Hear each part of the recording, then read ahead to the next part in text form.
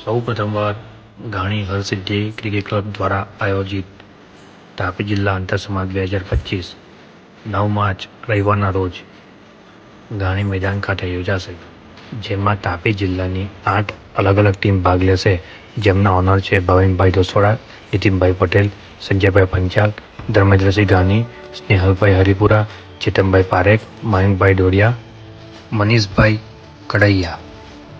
આ ટુર્નામેન્ટમાં સાથ સહકાર આપનાર બલ્લુકાકા પરિવાર બુહારી